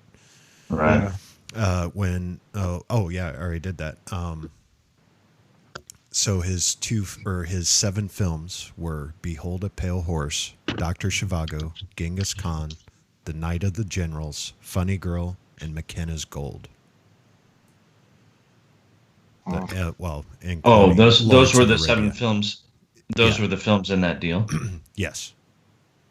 And did that deal hold, do you think, throughout? I believe so. I can't find anything to the contrary. But when I was digging around, and it's driving me crazy now because I can't find it, but I think Spielberg mentioned how much it would cost to make a movie like Lawrence of Arabia. Yeah, Nowadays. I saw that too, and it was something in the range of like $285 million or something. It's nuts. Yeah. It's Yeah, just absolutely ridiculous. crazy. Like, has there ever been a movie made for that much? I mean, there have been some close. There have been some close. Some modern movies are 200 million plus. Yeah. Yeah. It's just ridiculous. It reminds me of so somebody was talking about if we took someone to the moon, like it's harder to get somebody to the moon now than it was in 1969 because of all of the extra stuff they've added on. And I feel like that's kind of would be the case for this. Like back then they just fuck it, let's do it. And they just went out and they just did it. And there was a whole, there was a bunch of rules and regulations that held them back. And they just did what they knew and worked with it rather than, all the extraneous stuff now that would go with a movie this big. So in comparison, Avengers of Infinity War was $316 million to make. Oh my God. Age of Ultron was $365 million, and the number one movie is Pirates of the Caribbean on Stranger Tides in 2011 at $379 million. Oh my But God. But how much is that salary though? Right. I mean, yeah. I mean, if we're talking, I mean, really, I don't want to skew it because they had to pay, Right. 47 Avengers. Yeah, that's budget production. Yeah. Oof. Yeah, but the movie makes $1 billion. Yeah. So they know they're making their Right. money back, but damn, that's a huge outlay of cash. Agreed. It does. Totally agree. And it seems, and well, I guess like Tom said, a lot of it is salary. But like what are they spending all that on? Well, In comparison to back-to-back films, the Hobbit trilogy was $623 million. Oof. They spent a lot of that on visual effects now, I'm sure. Yeah. Oh, yeah.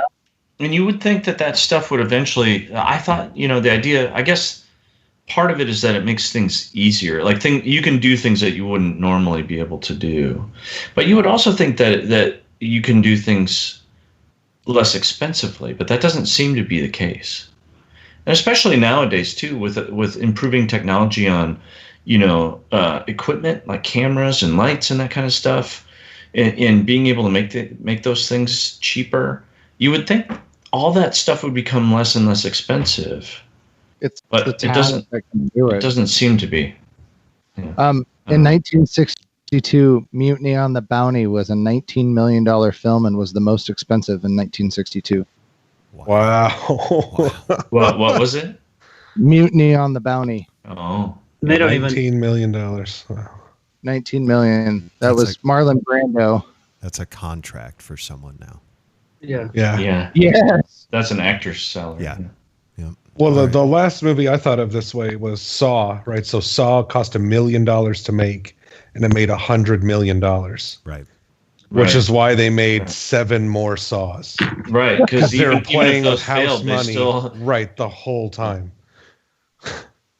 Jeez. All right. Let's move on to our recommendations for this month, and we'll start it off with Kyle. Or sorry, Gabe.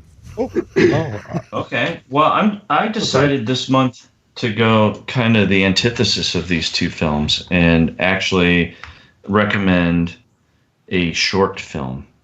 It's only 14 minutes long. So if you guys don't want to watch, 8 hours or whatever of movie, you can watch a short film, and it's called. It's an Oscar-nominated short film called The 11 O'Clock, and it's basically about a psychiatrist who sees a patient who also thinks that he is a psychiatrist, and they try to basically psychoanalyze each other. And it's a fun little kind of interplay of two characters, both pretending to be psychologists and not believing that the other is one. And it's pretty fun. It's again, it's the antithesis of what we've been talking about tonight. It's small, it's simple, but it's also very entertaining. And I happen to get it on Amazon. I'm not sure where else it's available, but you can watch it online. So again, The 11 O'Clock. That sounds great. I want to watch that. Yeah. Andrew. Well, I also kind of stuck with war movie-ish, but I picked a completely different time period due to the fact that Outlaw King recently came out, which is the story of Robert the Bruce. So I actually am recommending, if you haven't seen Braveheart, you should watch Braveheart because it's a pretty fun movie to watch. And That's another Outlaw, epic. yeah, and Outlaw King is the story inside of the story of Braveheart, which I found very fascinating. I have not yet seen Outlaw King, so I can't speak for that, but it's one that I definitely am going to go see. All right. Cool. Thank you, Andrew. So I'm doing kind of a trifecta here because World War I is an era that I like to study. I guess I am a student of history, and I know Kyle knows of this. And I have 3 things I want to suggest to you, because one thing you need to do when you look at World War I, it's the reason we have a World War II. When the armistice was signed and they said, we are ending hostilities at the 11th hour of the 11th day of the 11th month. Someone flat out said, this isn't a ceasefire, this isn't a peace, this is a 20-year armistice. And he was almost to the year correct about that.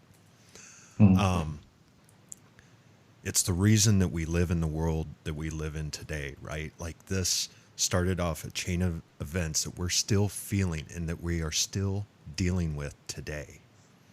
And the reason that both these movies kind of not only mean a lot to me as a film director, they mean a lot to me as a student of history, in the fact that Germany was one of the reasons why the Russian Revolution started. And the reason that we had Lawrence of Arabia in the Middle East was because they were looking for a different front. They wanted to open up a different front because the Western Front was such a meat grinder. You know, you're talking about a war that claimed the lives of 37 million people. And each one of them has a story. And it's probably, horrific. And we talked about this when we talked about Wonder Woman. But my three picks for you tonight. One is, if you live in the Midwest and you are ever finding yourself in Kansas City, do yourself a favor. Go to the National World War I Monument and Museum. It's right across from Grand, I think they still call it Grand Central Station there in Kansas City. There's a reason why there's not a monument in Washington. That's because it's in Kansas City, and they have a world-class museum under it, and it's beautiful. Number two, it's a book, which is by Ernst Jünger. It's called Storm of Steel. He is a German soldier during World War I, and he survives the entire war. And these are his letters and pages from his diary. And it is absolutely incredible. And number three is a podcast that I can never say enough. I can never give it enough praise. There's a guy named Dan Carlin, and he does a show called Hardcore History. Do yourself a favor, look up Hardcore History, look up Blueprint for Armageddon. There are 6 episodes, and it is all about World War I. Each episode is 2 to 3 hours in length. It's about as long as both of these films are combined. It might actually be longer. It is longer if it's 2 to 3 hours, and there's six episodes. But it is heart-wrenching, yet you stop looking at war as in, cool tanks, cool artillery, cool guns, and you start looking at the human element and what these men and women had to do to survive. And you start to see their humanity come out. So check out Dan Carlin's Hardcore History, Blueprint for Armageddon. And I think Tom's telling me to get off. So, Tom, your pick. I'm going to recommend a movie because it's a movie podcast.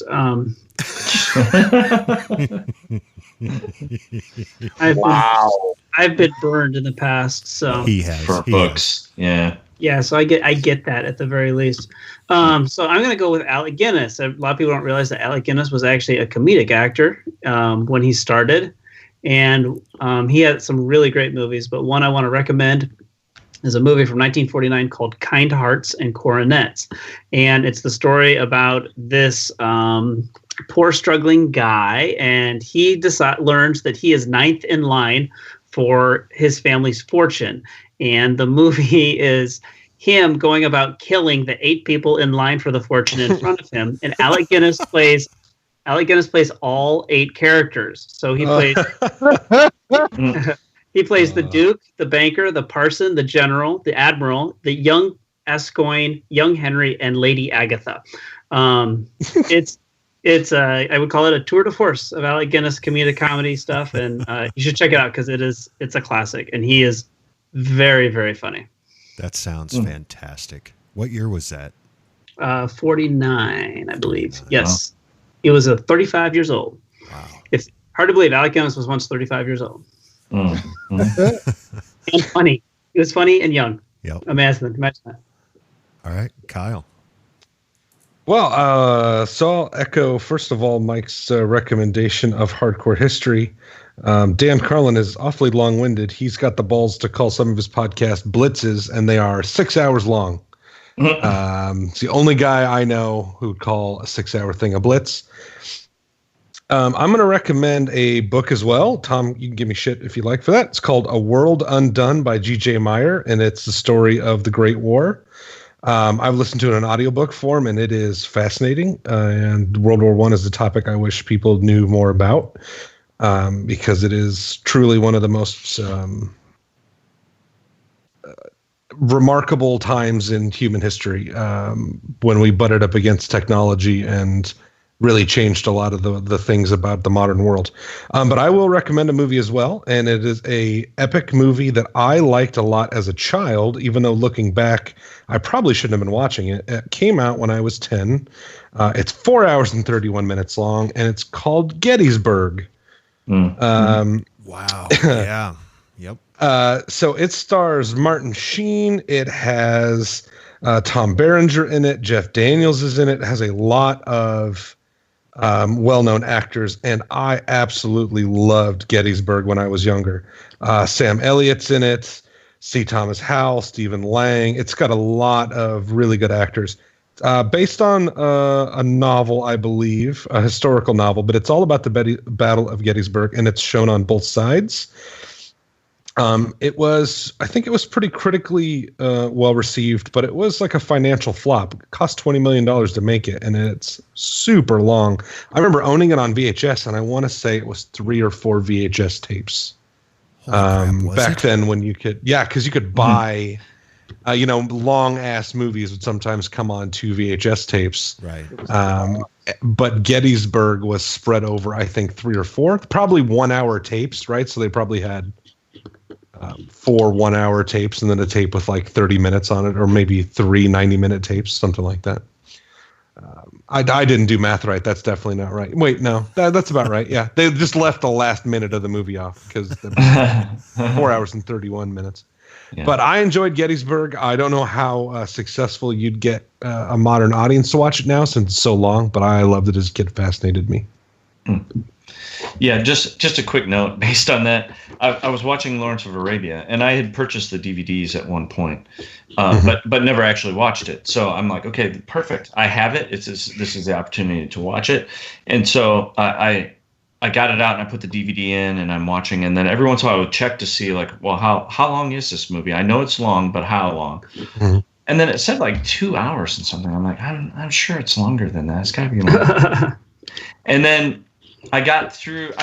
I'm watching. All of a sudden, it comes to the end, and it comes to a certain part, and it just cuts off, like right in the middle of this scene.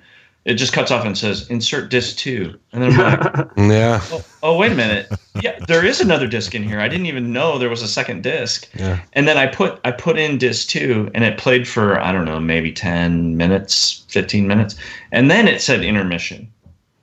Like they couldn't even get the first half of the film on one DVD. Wow. Right. Yeah, and this wasn't, it wasn't a Blu-ray; it was a DVD copy. But I was like, wow, this movie is long. It's crazy. Yeah. Anyway, sorry. Just wanted to share that. No, that's fine. Let's go ahead and poke the monkey, find out who won. Ladies and gentlemen, may I have your attention, please? Your winner by decision is... It's a stalemate!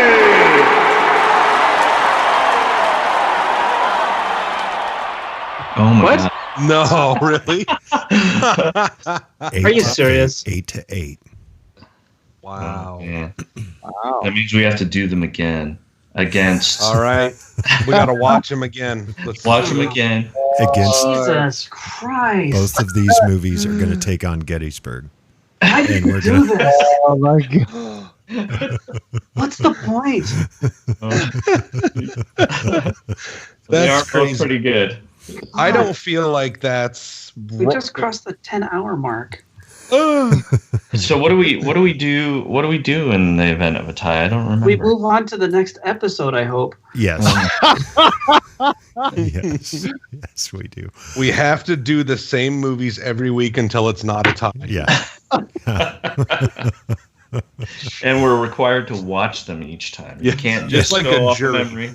We don't want a hung jury, so someone's got to change their mind. Oh, Well, man. now in the past, we have left it as a tie, and then we have also allowed me to vote on which one to declare a winner. Oh. Well, if we have to watch them again and do this all over again, then I vote for that. No, we don't have to rewatch it. I watch soccer, so a tie is not so unusual to me. That's even becoming more common in NFL football. Yeah, it's happened a couple times this year. All right, then I believe we're going to leave it as a tie. Wow. Interesting. So I think that speaks volumes for the quality of film that we watched. And, we have been talking about the runtime, but if you are listening to this and you've never seen them, do yourself a favor and watch them. If you enjoy filmmaking or cinema, you need to watch this. Watch both of these films if you haven't seen them. All right. Where can people find you? Maybe let you know that you voted for the wrong film. We'll start with you, Gabe. Well, you can look me up at onegenomeShort.com or I guess on Facebook, although I really don't spend a lot of time there these days. All right. Andrew? You can just do the ArizonaInkStudios.com, and that's ink with a K, in case anyone's wondering. And from there, you can hit up all the social media that we are on, and you'll probably see some crossover with Southsider Studios there with all these other gentlemen. So there's a few of us in there. Real quick, how was your weekend? It was good. How was yours? No, I mean about 4 points. Oh, that's a long story. Okay. So we'll get into it next time when we have shorter films. Sure. Tom? People can generally find me on Facebook. No joke this time around. We're done. I'm good. It's gone on long enough. I'm so tired. I'm sorry. I'm laughing at your pain. Kyle. Well, allow me to stretch this out then. Please do. You can Take find your time. me wandering the desert, or I'm the one fat guy leaving the Eastern Front complaining about the bad food. All right. You're going to get yourself a plate of soup? Yes. Yeah. You know what? I don't think the Russians will shoot me. They're all out of bullets. Yeah, let's let that one live on forever. That's great. Plate of soup. Good name for a ska band. Plateofsuit.com. That's our new website. Holy shit. I'm on it. We would appreciate it if you could leave us a review on iTunes or whatever. Oh, wait, I forgot to tell you where you could find me. You can find me on Facebook. You can search Southsider Studios on YouTube. We would appreciate it if you could leave us a review on iTunes or whatever podcasting service you use. You can contact us at cinesmack@gmail.com. Follow us on Twitter and Facebook. Just search Cinesmack. It's been 2 hours, guys. Tom is literally trying to play you off your own podcast.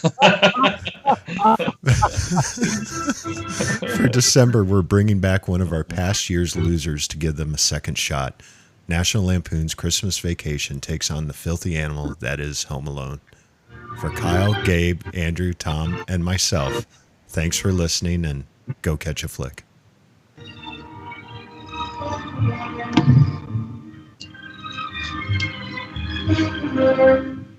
Okay, that was good. That was a good ending.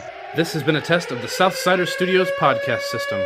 This was only a test. If this were a true lack of entertainment, your head would explode. Go to iTunes and subscribe to our feed. Just search Southsider Studios.